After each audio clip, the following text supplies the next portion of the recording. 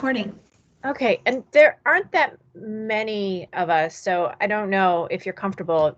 I'm going to turn my camera on. I will invite you to do the same because I think it's just better for communication, and that's one of the things we're here to talk about. Why don't we go ahead and just identify who's online? Jennifer, can you just do a quick roll call for us? You bet. Oh, and there's Chris. Okay. Okay, we're just doing a roll call. Mr. Constant?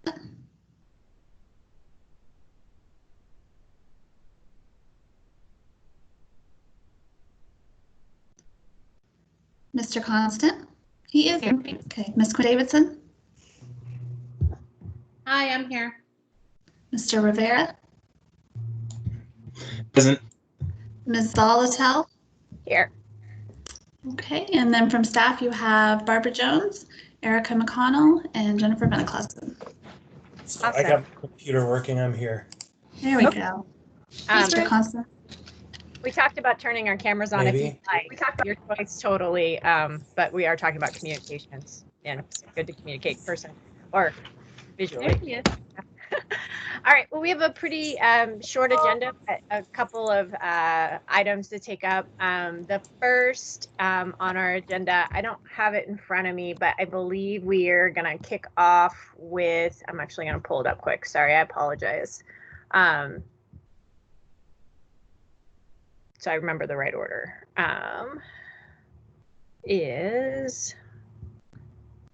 Looks like websites, Meg. Websites. Okay, great. Thank you. And I'm going to try to screen share. So I wanted to circle back to this. I've been trying to, I don't know, dialogue again on recent issues using Facebook, and it is just not the platform. So I just want to circle back on that. And so I have two. So are you guys seeing like a LA City Council page on Teams? No, it's your It's my email. Your email. Oh, great. Okay. I'm not great at this. I'll try again. Aha. I have to be on it beforehand. Now are you seeing it? Yes. Awesome. Okay. And I'm hoping, I don't know how responsive it'll be, but so I've done a little bit of research. And the reason I'm bringing up this LA City Council one is I think that there's some options. You know, we've heard from Dee and Susie that there really aren't a lot of roadblocks to, like, if we want to do the work. So here's an option I found, and I just wanted to highlight it. And I can send the link later, but it has, and I hope it scrolls here, all the members listed. It has their different forms of communication, email, phone, Facebook, Twitter, Instagram, and YouTube. And then if you click on any of them, I've clicked on a couple. Let's see if it changes the page. Did it change the page? Are you looking at Mr. Harris Dawson's page now? Yes. Okay. So it looks like they've created their own individual pages that are simply linked to from the city council's website, because this is a WordPress site, and then another one is a different type of site, and they're all different, and they're all, you know, and I realize LA is bigger, but it's one way to possibly do websites. So this one looks very different. It's built on a slightly different platform. This one, yeah. And then Seattle, I noticed, so they have everyone listed by district, and then when you click on their pages are hosted internally. And so they all look similar, but it looks like kind of like the Muni pages, they could tailor them. So there's this one, and it's got her information.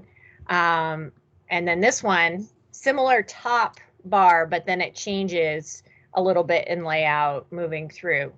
So I'll send the. Looks like she got caught in the wind there. She's like a Marilyn Monroe. That's how my hair is in our group assembly picture from last year. It's kind of People fun. mention it all the time. So I'll stop the screen share, but I wanted to just put those out as fodder for discussion or as different ways. I'm still very interested in this idea.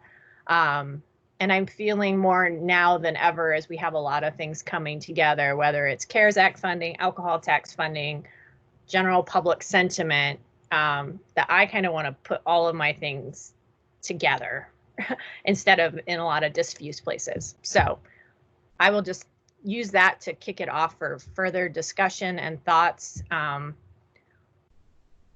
leave it at that, I guess, to start. Meg, this is Barbara. I really like the LA one because it gives you so many options. And I think then it just, amplifies what you're already doing. If we had to switch you to an internal site, you would be limited by web editors, and Jennifer and Erica are both web editors and will tell you that that's difficult or timely. And you right now don't have staff that you want to assign to do that. So I think we should really look at the LA model. And all that is redesigning our website, our contact page, one page. Yeah, I agree. And you could put it under your signature line, of course, or under your bio, even in the current format. And then someone mentioned to me when I was talking about this with someone who knows more about communications than I do, is that it's a really great place for us as individuals to have our policy stuff live, and that we can have. It's ours, it's our views.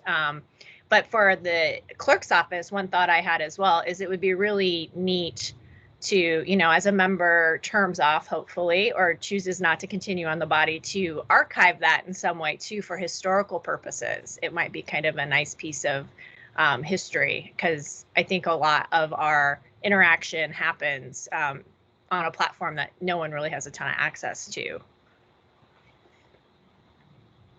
So would members make their own websites then? Is that what we're talking about? That's my initial thought, so that you'd have full control over it. And then you would decide what you want it to be, and that would just be linked from the assembly member page. So there wouldn't be even like a template. You would just be like, oh, if you have a website, we can add a link as the clerk's office. I'm just wondering, I think that's fine. I just don't know that many members will actually do it. I mean, I was thinking of that, but I would think if anyone did one, and then, or if someone liked it, then it would maybe become the template. I think Seattle's is built-in template just based on their own web design. But I think it would be hard unless some external person or entity was going to impose a template on us. I think it would be hard for all 11 of us to agree on a template as well. So go ahead, Christopher. Thank you. I don't know if it'd be an imposed model, but we could actually work through the clerk's office to hire a contractor to craft a tool. That's one method that would kind of bring unification, as we would all agree on the process and then let someone do that work.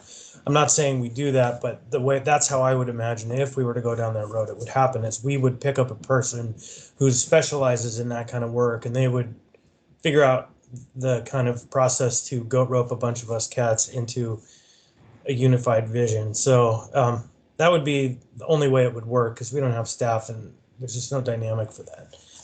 It would have to be a third party independent.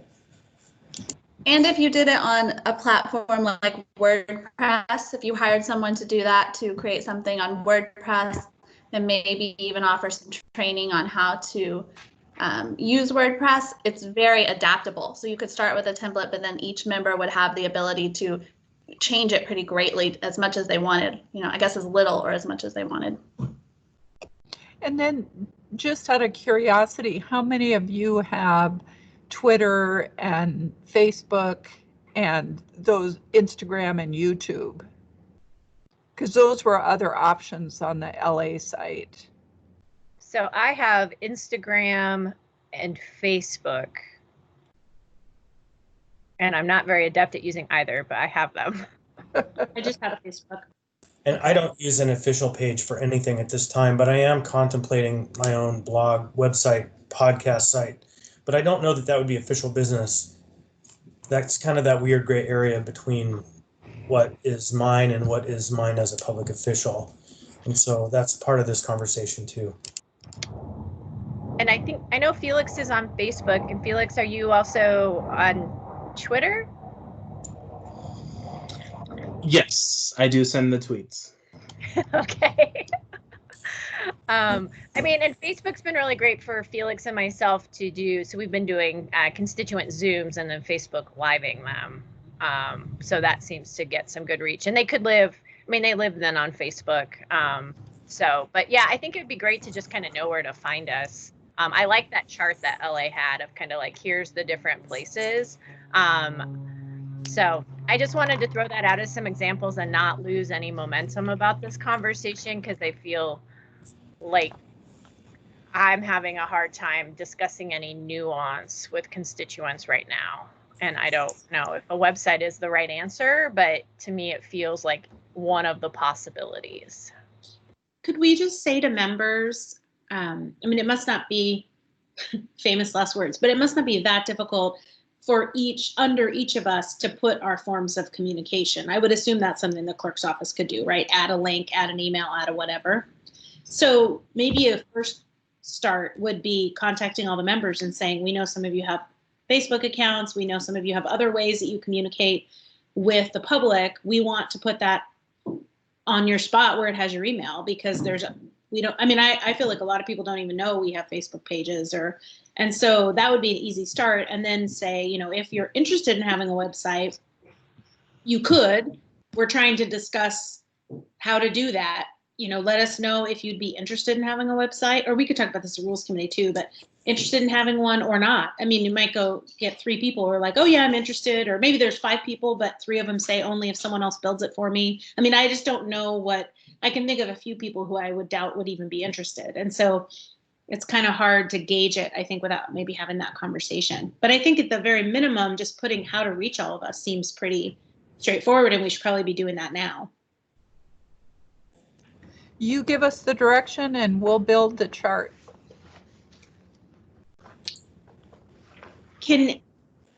Is that enough direction? Like contacting all members and saying we'd like to add, if you have Facebook or you have Twitter or anything else, we'd like to add that so that people know how to reach you. Get back to us and let us know what to include under your bio. Could you guys do that? So here's what I'd say is there's 2 options. Do you want to do it under your bio? Do you want to do it on a separate chart? And then I think, or do we do it in both places? The chart would be easy for us, and that might be the place to start, because then when we contact people, we just fill it in the chart, we publish the chart, and then copy it into your bios. So I think that's where we probably want to start, but you just have to give us that direction, tell us to do it. On behalf of the subcommittee, we'll contact all the members and do that. And for my part, I think that having a chart, how you connect with your representative is great. Having it all in one place and one page instead of having to sort through all that text. And so that is actually a really useful tool, probably pretty straightforward to design. So I think the answer to the question is really both. It's put it in both places, a quick page and then more detailed. And not do you have a page, that's not really the question. It's do you have a page you want to share with the public, which is slightly different because some people might take it as a directive. And so, Yeah, although any page that's a public page is public, so people shouldn't be offended. You know what I mean? Not so much offended, but I think you should be given the option what you want to have there, not be told if you have a public or this or that, you should put it there. I think there's just a slight difference in how I would word that question from tell us what goes here to would you like to have something here? Okay. I like people good. to be able to choose. It's like phone numbers. It's like what phone numbers do you want to publish? Yeah. Very similar. So, okay. Some days I regret having my number up there. I I do too. I get a lot of phone calls some days, but you know what? It's all good. So I'm working with someone to see if I can't put together a page for myself. So if I do get it together, I will share it, obviously, with all of you to take a look at. So we'll see. My goal is July 1 for a page. So with the person I'm working with. So we'll see if it happens and gets done. So okay. How are you even approaching that? Because while I'm interested in having a page, I feel like the pace at which we move would make managing that page difficult. You know, like I just can't even imagine keeping up with it. And so just from your personal perspective, how do you think that's going to work? Because I'm wondering, should I do one too? And so I'm looking at it more from like a more generalized position or principal vision level than everything that's going on. So as I said, I see there's this opportunity between what the community is asking for, that we're doing CARES Act and alcohol tax discussion. So I have a personal idea or vision I would like to share and how I see that playing out with the various conversations. And I really want to use it as a platform to engage people in a little bit of a deeper conversation where they can kind of read more than a paragraph, you know, and some nuance, and then they can give me feedback and let me know. They can like it, they can hate it, they could be indifferent to it, but it's better than putting multiple paragraphs on Facebook. Yeah, so maybe you'd have like a bio, you know, some stuff about you, how to contact you, and then like big issues before us or that we're grappling with. And it might be like a CARES Act thing and a alcohol tax and you know, police, Black Lives Matter kind of stuff across the country and how it impacts Anchorage, or like things like bigger issue kind of things. I think that sounds helpful. Yeah, so mine's getting framed. I'll just let the cat out of the bag. That my number one priority for Anchorage is its wellness. And then everything's going to be discussed in terms of wellness. And so I felt like I needed to kind of frame it in. Yeah. And know where I'm coming from. And then the content might remain like static on a monthly basis. It might change a little bit as we do things. And then I'm going to try to make a feature so that my staffer can kind of do some of the updates. Like when we do the monthly updates, like paste those in. So those are the more like current things. And then I can paste this back on Facebook so people can engage backwards or back into the website. So we'll see how it works. I think it could work well for big issues like that. I mean, I think about all the emails I'm having with people about childcare or about, you know, priorities in CARES Act. And it's like on Facebook, I'm not having that dynamic, or I don't use it quite as much. But yeah, I think there's room for a lot more content than just quick things. Anyway, okay. It's content in which you really control the framing around, and it doesn't get out of hand. You get to put it there, decide if it's what you mean or not, take it down. You know, just there are opportunities there for communications that work really well. In some ways, I feel like it might be a little more manageable because you're not having to have the same back and forth on Facebook. You can have your statement. You don't have to be managing the comments the whole time either. Yeah. Well, and I like it because instead of copying over, you know, what the Open Meetings Act says, you just can look at the Open Meetings Act on the webpage and you just have the same content. Yeah. Obviously, my issues are different than yours. Well, Yeah. you know, Barbara, that raises a theoretical question. Like, from my interaction that I was having this morning that no one else is really privy to, but if I have a message that I want to get out because I'm unhappy how the limited message is getting communicated, but it would be a violation of open meetings to send an email to everybody, but then to post it up online, doesn't that effectively do the same thing? I mean, I don't know. There's a philosophical debate to be had about that very nuanced question. I mean, I think a website is accessible by anyone who has a computer, whereas Facebook friendship is actually limited. Like John Weddleton won't be my Facebook friend because of the Open Meetings Act. But I talked to Dee about this, and because I said, I want bigger platform on, my particular stance on something. And as long as my Facebook page as an assembly member is completely public and open and I don't block anyone, I'm good. Like it's open and it's out there. I guess you'd have to have access to the Facebook platform, but I know my husband sees stuff and he's not on Facebook. So it must, I don't know. He must have some kind of access that I don't know about, or he has a secret Facebook account that I am very unaware of.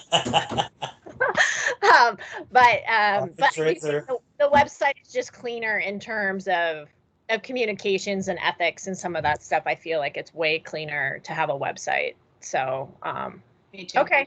Well, cool. Well, we'll just keep everyone in the loop, and as we continue it, I'll save these links that I found for LA and Seattle, and as I continue to do more, and then we can kind of keep them in our resource file for different ideas, should there be a template request or something like that.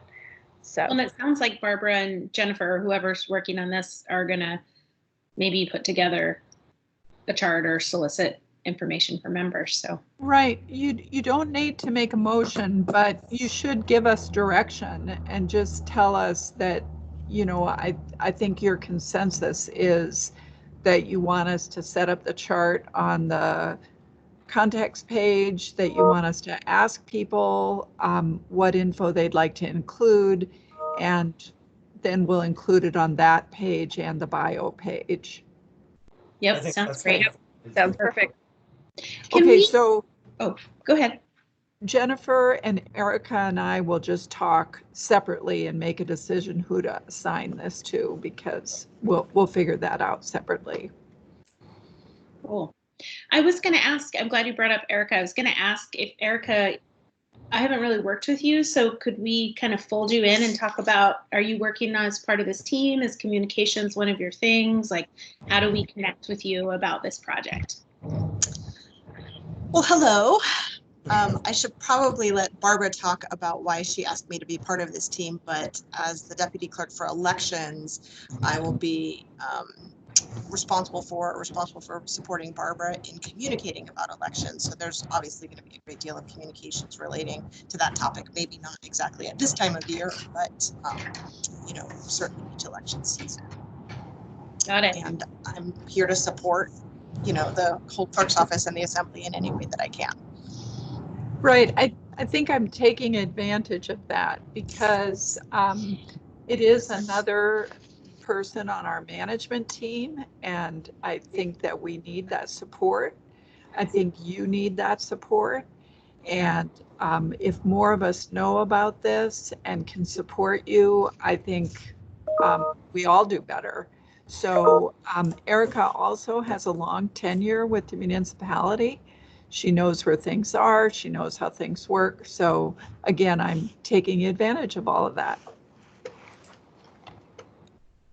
So Erica, did you work at the Muni before you went to the state, and now you've come back to the Muni? Is that? Yes, I started in the planning department in 2003 and left in 2016 or 17. So it was 13 or 14 years at the city. Got it. Cool. Okay, so unless there's anything else on websites, we'll move on, and I'll turn it over to the clerk's office about the Navigator program. Okay, thank you. So the first thing, I'm going to share my screen with you, and I have, I think, about 3 documents here concerning the Navigator program. And so this first one is the Navigator mission and goals. And so if you want to just take a quick look at the vision and mission.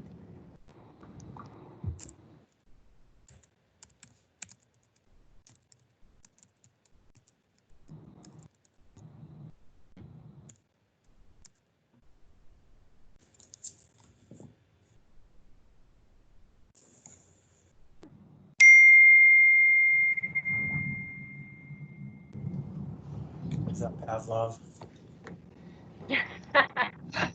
So I hope we've done a pretty good job capturing the things that the committee has been talking about and the assembly talked about at your retreat and at these committee meetings, that you want transparent, open, inclusive ability for the public to participate. And that's what this vision is.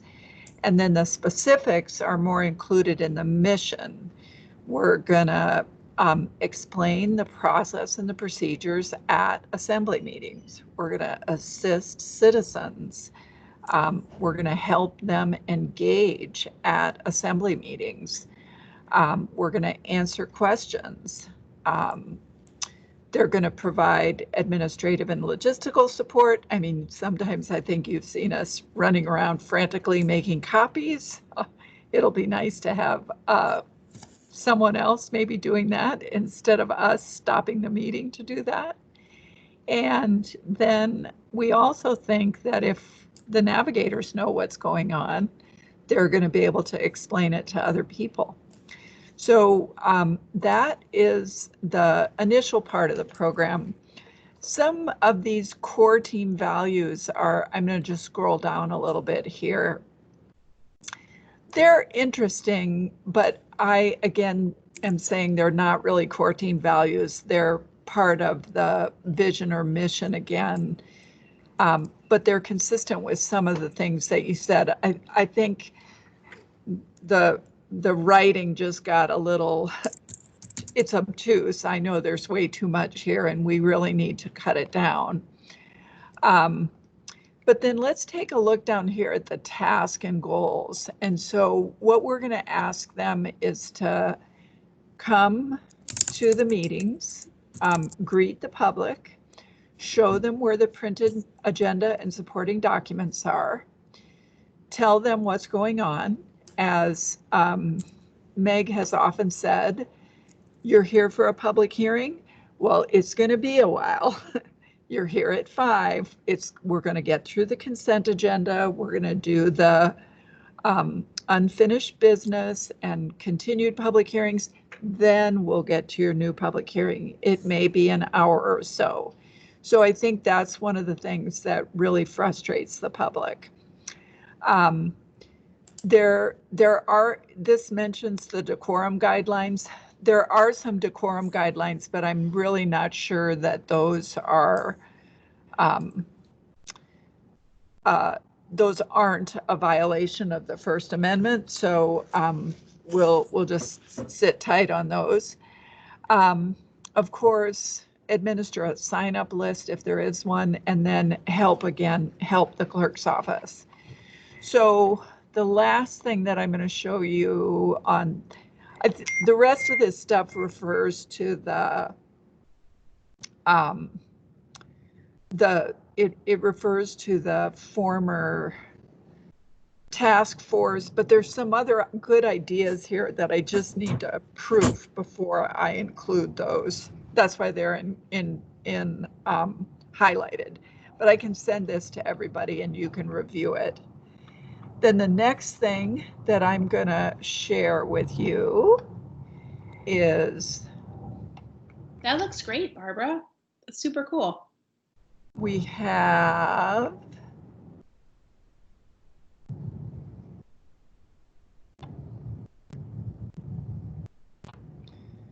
Well...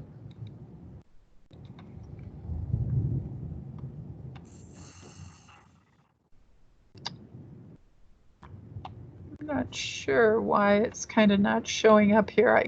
I was going to say, so this document is the application. And so again, we're trying to tell people who are interested in the Navigator program that we're doing this as part of the assembly. They're here to answer questions and give direction. And then that they're volunteering, and then it has more details in the packet. So now I'll show you the details in the packet. This is what the navigators would get. So it talks about the purpose of the program again, and then it says, you know, you have to show up. That's the most, one of the important things. We want you to be polite. You have to be able to deal with difficult people. We're looking for diversity, and it says in residency, but I think we're going to look for diversity in general. And you have to be interested in local government. And I think we're going to get lots of people that are going to be interested in this program. So then the next part of the application project, it talks about training. And the training is going to be really simple. You know, we're going to tell them what the assembly does, and then we're going to just get into the meeting, because that's their focus, is helping people navigate through these complicated meetings.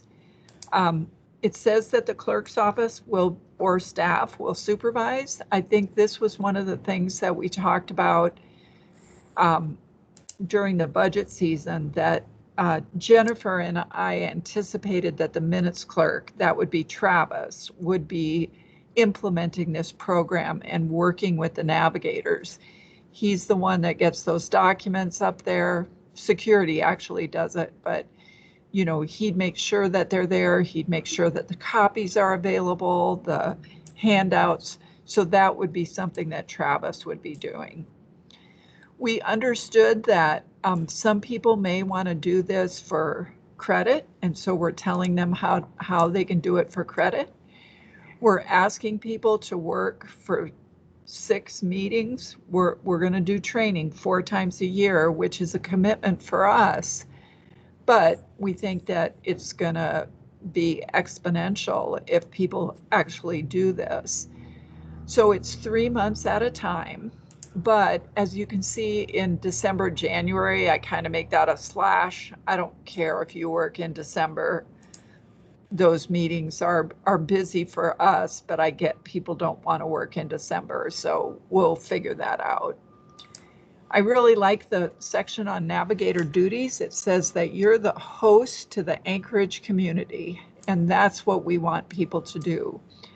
We've started looking into getting some like gold vests for the navigators, so they'd be in the chambers with these gold vests that would really look different, really stand out.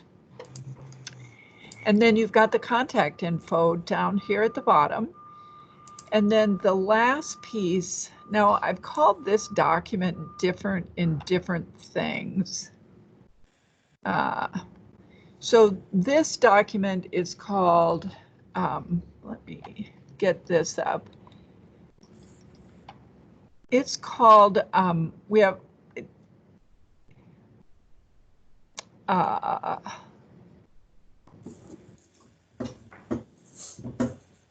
it's called Guidelines for Public Participation, but I've also called it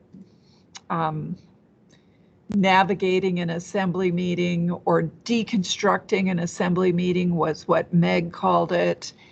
And we did a little contest in December and January and had the staff vote on a name, and people came up with aids or guides, but excuse Can you me, make it bigger, Barbara? Oh yeah, I sure can. The term navigators won, and the one thing that we liked about the term navigators was that we could use like a compass rose and use that for graphics and things like that, giving people direction, and we kind of like that idea. So you could see this document could be called the Navigator's Guide or something like that. But for right now, this is what we're calling it. And then it just goes through the meeting procedures. It tells you how to be heard, you know, what are people expecting. So this is something that you asked us to do because the public doesn't know what to do when they show up. So these, and then there's some helpful hints at the bottom. You know, if a hearing is continued, where they're published, or when, what happens if we go into executive session. So this is what we've got done so far, and we're ready for you to take a look at it. If you want to review it and edit it and propose some changes, we have a contact at Olay. The woman who directs Olay at UAA is one of our election team leads, and we'd get it to her and see if she could get her group to volunteer. We think that we'd like to get it to UAA and APU to see if students would be interested in doing this for, service credit. And I'm sure we'll post it on the website after we've got a final draft so that we make sure that we get as many people as possible. So that's it about the Navigator program.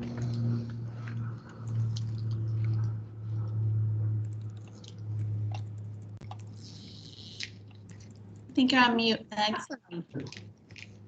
Sorry. Meg, were you trying to talk? I think you were on mute. I was, because there was a weed clipper thing going. So, but yes, awesome. I'm really excited about this. This has been something I know that you guys have worked really hard on. I'll offer up one idea is that you had 4 trainings. I'm wondering if members could kind of volunteer to be the member hosts of a particular period of time. So, they can make sure to, in their comments or maybe during the, thank the navigators for being there, and just, add some personal touch. So we're definitely making sure we're having a good interaction, and it can be a shared responsibility amongst the 11, potentially 12 of us. So we could either do it by district or just volunteer. I love that. Thank you.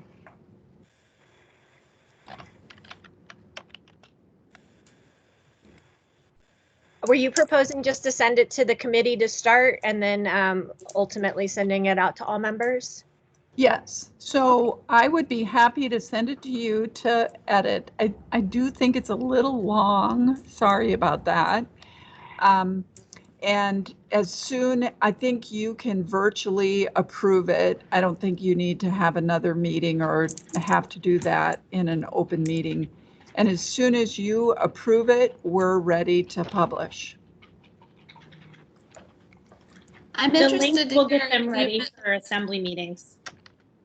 They'll be like, wow, this is going far too long.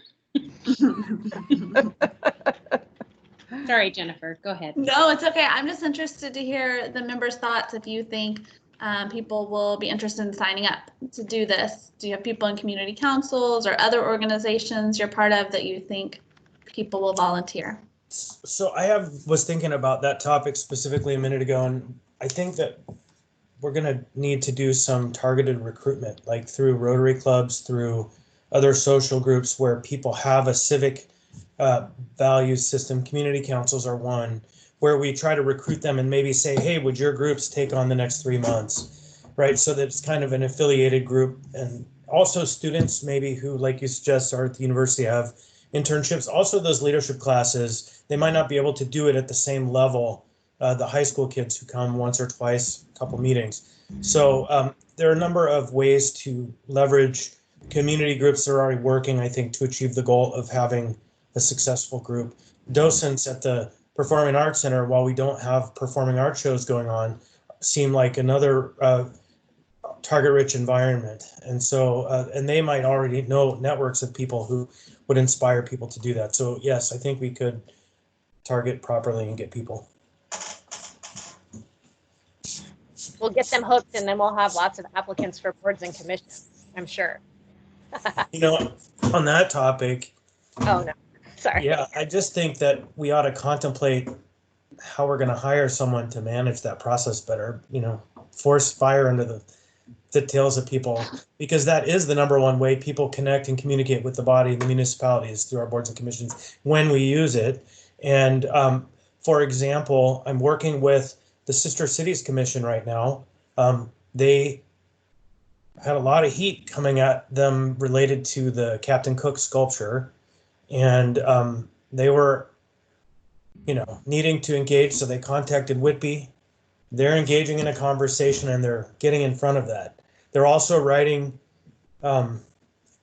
resolutions to every one of our sister cities about the COVID pandemic. And so we need to support those commissions. So, and I think communications is one way, but that's maybe off topic, but it's important. And I think it's a funding issue. I think it's a staffing issue. All right, I'll jot that down, and we should take that up in another agenda for sure, because I think it's a reasonable one. Sorry, they're mowing the neighbor's lawn, so it's getting a little noisy. All right, well, I think this is fantastic. Yeah, please send it out to us all on the committee, and we'll go through it and take a look at it. I'm excited, super excited about this. So it looked really good too. It's just clear that you guys put a lot of work into it. Like that's a lot of documents to write and organize. Well, the good news will be if our docents aren't confused, we're doing a good job. But if we see our docents are confused, we'll know we are not doing our job. Yeah. Canaries in the coal mine. I always feel bad if I get confused. I feel like, I mean, it happens. It does. Yeah. Like, well, wait, where did we end up at? Yeah, sometimes. So, okay, great. Well, thank you, Barbara, Jennifer, and everyone for that. So the last item on our agenda, I just wanted to touch on any specific communication issues we've had remotely that we might want to consider or contemplate moving forward. Should there be a need to continue remote working for a super extended time, or were we to go back to remote? And the only one I can toss out is just, and it's not really an assembly communication issue, but I guess I will toss it out, is I've had a lot of constituents trying to contact departments in the normal way, like calling, and they're not having as much success because those phones aren't necessarily being answered. But I'm wondering if we're having any issues, either through the clerk's office or just as members, or anything that we have found just isn't working as well as it did when we were all kind of in person all the time. I would like to add to that question, more of a question than an answer, but one day we'll be past all this and we'll get back to whatever our operating procedures are. But I think that there have been some good things that have come for our mechanisms for communication and opportunities for participation for the public. In particular, how we're streaming content and how we're making it available. While sometimes it's a real struggle, it has provided some people with more of a meaningful opportunity to engage. And so, second question to your question about how can we continue refining our process to make sure that it's working while we're still in the shutdown. And if we go back, how do we make sure it's better? Is what do we take from it going forward that can improve our process? Because as in particular, the folks in the zoning side of the house have reported substantially better public comment and participation on matters before them, because people who do get through the system, and this doesn't count the people who scream and shout at me that their First Amendment rights are being abrogated because they have to get in at 2 p.m. When the meeting happens at 6. Separate from all those people, I am hearing really substantial positive. And so I don't think we can go back to what we were. I think we have to think about what we carry forward in terms of new tools. And so I don't know what that looks like, but so that's the second half of your question, I think, Meg.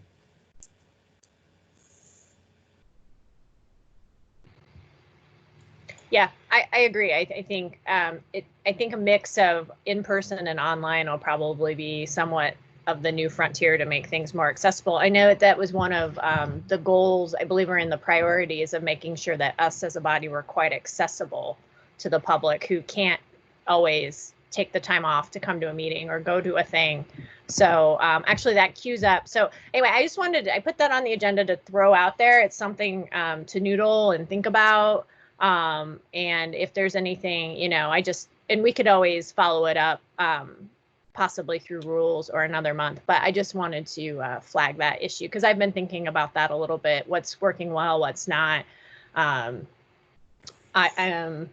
So, but similarly is to follow back up. We had a conversation we started about the use of Facebook Live for certain meetings. And if that we were going to open it up to member requests to, like, you know, with enough advance notice, ask the clerks like, hey, we're having this committee meeting. We're going to be in person. It's a hot topic. Could you please Facebook Live it? And then kind of promote the fact that we were going to do it, you know, in advance, or put it maybe on the agenda or something.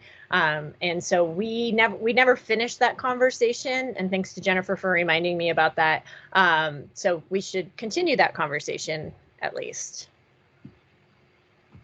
And just, I'll say, what we're doing right now is since you're transitioning back to Fridays in person, we've made a commitment to Facebook Live all of our Friday events because it's not open to the public physically. So we're doing that for everything on Fridays currently.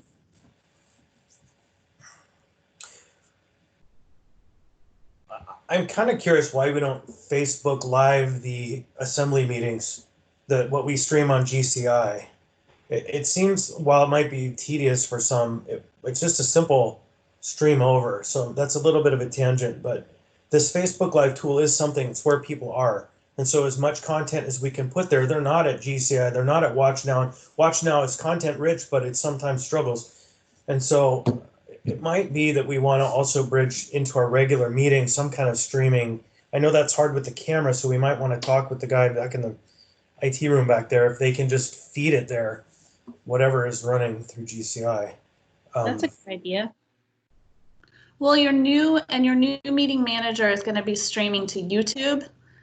So I don't know if you feel like that's a lot more accessible. I kind of do. It is, and that can go right to Facebook. And so that's just an easy port right there. So anything that you do to YouTube can just, here's the link. And so YouTube is better from a content management perspective. Actually, yeah, this raises, so with the town hall the mayor announced with the police chief tomorrow, it's on Teams. Teams is really limiting to the public. I understand it's the municipal preferred platform, but when COVID started, I bought a Zoom account with some of my money through my assembly account, but I had to use my personal email because they wouldn't release my municipal email. But I've had really good success using that because the participants, it's a much more open participant stream. In terms of being able to see, it doesn't seem to have the same concern about everyone turning their camera on and shutting it down potentially. And it's all been password protected. We hadn't had any, buddy streak our meeting or anything like that. Although I do like to joke, any public meeting, you never know what you're going to get anyway. So it could happen. So I guess, as we move forward, YouTube is really good. It's a great place to place things, but in actual participation online, I do find Teams rather limiting. And trying to get ready for tomorrow's committee meeting, having someone from outside present, it's like extra hurdles and steps. So something to contemplate moving forward if we are going to keep on digital platforms for a while. I mean, I know this is our municipal resource, but I don't know to what extent we have the ability to go around it. With Teams versus Zoom, I work in a couple of different environments, and Teams, as much as I hate it, actually has a whole set of functionality that Zoom doesn't offer. Much similar to the content management we have through Granicus, you can actually set content into the Teams place and have it be in place and held there as a record in a record keeping device, much better than what I have seen out of Zoom. So I really don't like either of them, of course, because I would rather see your faces in person, but it's frustrating. It's very frustrating, all of it. I think that tomorrow night when the mayor does his town hall with the police chief, I know a number of you are going to probably participate and either participate or just listen in.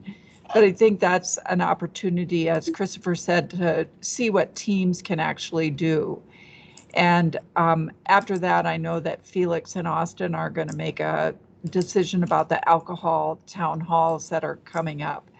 So we are kind of limited, you know, and poor Jennifer had to struggle with coordinating with the school district because they are Zoom and we are Teams.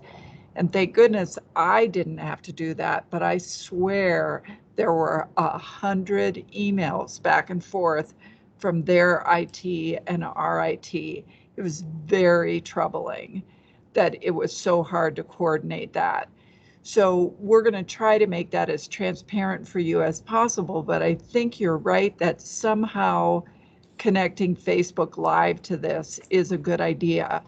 So the one thing that I'll remind you is the chair said all Friday meetings now will be broadcast Facebook Live. So as Jennifer said, that's a done deal. And then for the committee meetings and the assembly meetings, so hopefully we'll get to the assembly meetings when we convert Christopher, and we won't do anything before then. For your individual committee meetings, you know, we still have clerk staff working remotely, and it does take a full-time person, and it's just a little more setup, and we're just not quite there. But when we're ready, you know, we're just going to say, Barbara, you're staffing rules. You need to know how to do Facebook Live. I don't have anyone else helping me set that up. Right now, we're just not there. We only have one phone. We only have one setup. You know, it's complicated for us. So, but we'll get there. But then I thought I would show you this too. This is the Facebook Live statistics, and these are in your the folder for this meeting. So anyway, the statistics are good. We did a lot of Facebook Live for you last year. When you say the folder for this meeting, are you talking about, is this like a camp thing or something I should remember how to access? No, you don't have access to this, but what our office does is we have a folder for all of the committee meetings. In the committee meeting folder, we have the agenda, the recordings, and then this is in the documents that were presented at the meeting. Great. Those stats are really great. That's a great reach compared to what we see in person. I mean, that's really great. And that's 1 month, right? Yes. What's tax levy and safety tax? We had a work session just on the tax, on levying. I don't know. Those would have been bonds on the ballot. You would have had work sessions on the, right? The tax. That's the life safety access roads, I'm sure is what that one is. Oh, is the safety. Okay, got it. The voice I'm surprised we get for views even just with our 30-minute constituent update that Felix and I have been doing. It's just often he and I on Zoom, or maybe one constituent, but on Facebook it's happening. And I've learned to find better lighting because it's been critiqued lately. You have a very nice background right now. Thanks. They will always I've been admiring it. If that's the worst critique, we're doing okay. Okay, well. So what would you, or I'll just throw the question out, and if you want more time to noodle it as well, what would the clerk's office like to see in terms of ideas for like Facebook Live? I know that after this will be the second committee meeting on homelessness, there will be emails that people are upset that they couldn't see because it seems to be one of those places and meetings that people really want to be there. Yeah, what if you have thoughts, or if you guys want to go back and think about it more, that's great. So I want to check on this with Desiree, but I'm pretty certain that if people access through the web browser, they don't have to have Teams and they don't have to call in, they can access through the web browser and they will be able to see the meeting. So let me double check on that, but so I'm pretty sure that's an option. Here's the problem.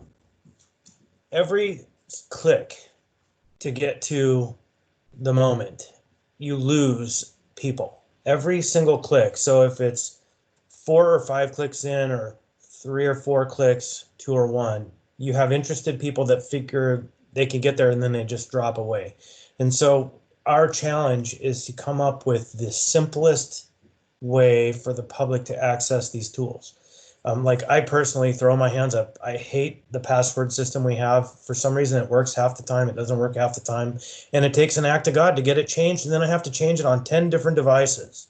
Oh my God, tell me And, about it. Like, Just went through it yesterday.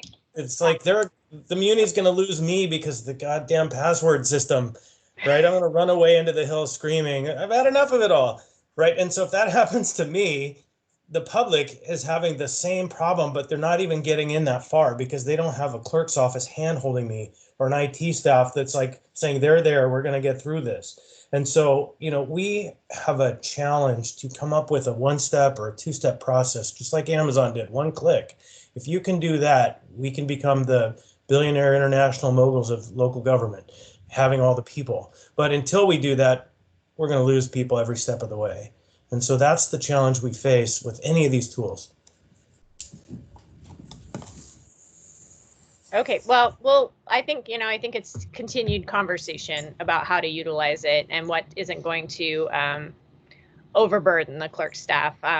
So I will definitely probably make a request for my committee at some point in the future to try Facebook Live. I also think for that particular committee, because it can get a little hot, it might keep some folks at home watching, and so they can still engage, and it might just change the tenor of the room a little bit more even. And that's in and of itself an asset of using technology sometimes. I'm not saying they shouldn't come. If they want to come, great, when we go back in person, but if that's what makes sense for them and they can still be there, people feel quite participatory through Facebook, it seems. So, all right, anything else in the last minute? Yeah, just a quick question for Barbara. You mentioned the town hall has an opportunity for assembly participation. Is that something you're aware of, or is that just something you thought of?